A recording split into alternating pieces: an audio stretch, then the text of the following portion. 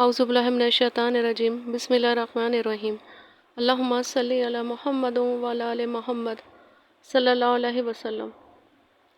یا اللہ یا رحمن یا رحیم، یا اللہ یا رحمن یا رحیم، یا اللہ یا رحمن یا رحیم، یا حی یا قیوم، یا حی یا قیوم، یا حی یا قیوم۔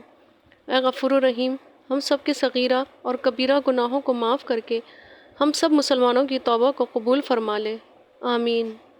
یا اللہ پاک کشمیر اور فلسطین کے مسلمانوں کی غیب سے مدد فرما دے۔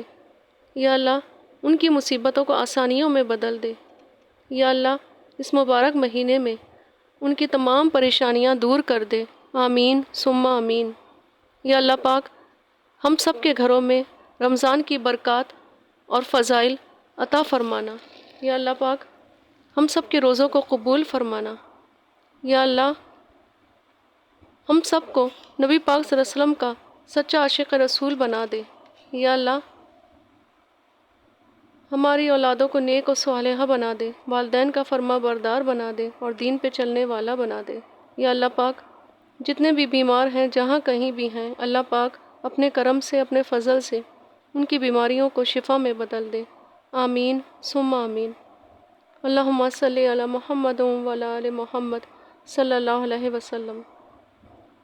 تمام تعریف اللہ تعالیٰ کے لیے ہے جس نے کائنات کا خوب ترین نظام رکھا، زمینوں اور آسمانوں کو پیدا فرمایا اور بادلوں سے پانی برسایا، اناج اور پودے پیدا فرمائے، روزی اور خوراک مقرر کر دی اور نیک کاموں پر اجر عطا فرمایا۔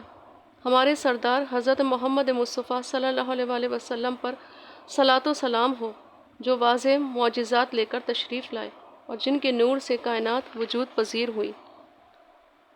حضور نبی کریم صلی اللہ علیہ وآلہ وسلم سے مروی ہے، آپ صلی اللہ علیہ وآلہ وسلم نے فرمایا، اللہ تعالیٰ نے ایک فرشتہ پیدا کیا، اس کا ایک بازو مشرق میں ہے اور دوسرا بازو مغرب میں، اس کا سر عرش کے نیچے ہے اور دونوں پاؤں ساتویں زمین تلے ہیں، زمین پر آباد مخلوق کے برابر اس کے پر ہیں۔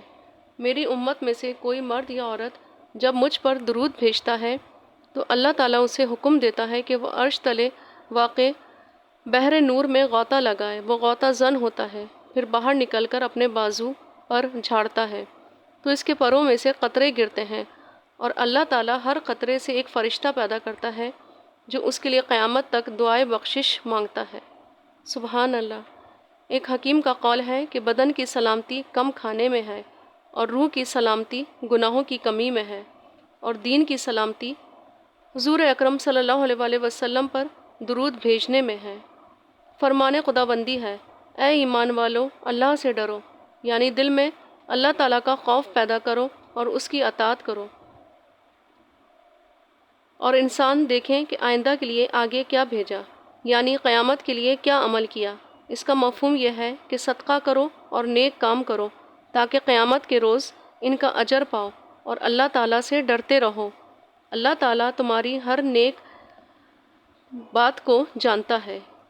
قیامت کے دن فرشتے، زمین، آسمان، دن اور رات سب گواہی دیں گے کہ ابن آدم نے یہ نیک یا برا کام کیا، اطاعت کی یا نافرمانی کی، بلکہ انسان کے لیے اس کے اعضاء بھی اس کے خلاف گواہی دیں گے۔ ایماندار اور زاہد انسان کے حق میں زمین گواہی دیں گے، چنانچہ زمین یہ کہے گی، اس نے میری پشت پر نماز پڑھی، روزہ رکھا، حج کیا، جہاد کیا۔ اب ایماندار آدمی اور زاہد آدمی خوش ہوگا، اور کافر اور نافرمان کے خلاف گواہی دے گی، چنانچہ زمین یہ کہے گی، اس نے میری پشت پر شرک کیا، شراب پی اور حرام کھایا، اب اس کے لیے بربادی ہے، اگر ارحم الراحمین نے اس پر محاسبہ شدید کیا۔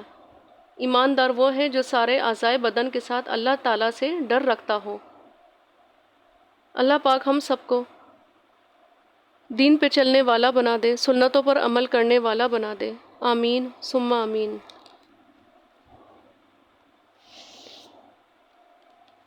نواں روزہ، بعد نماز فجر سورہ توبہ کی آخری 2 آیات 11 مرتبہ پڑھیں۔ بعد نماز ظہر اول رکوع سورہ بقرہ 11 مرتبہ پڑھیں۔ بعد نماز عصر سورہ آل عمران کی آیت نمبر 26 17 مرتبہ پڑھیں۔ بعد نماز مغرب سورہ بقرہ کی آخری 2 آیات 11 مرتبہ پڑھیں، اور بعد نماز عشاء و تراویح کے صلاۃ و حاجات 4 رکعت نفل 1 مرتبہ پڑھیں۔ اللہ پاک ہمارے روزوں کو قبول کرے، ہماری عبادتوں کو قبول فرمائے، آمین ثم آمین۔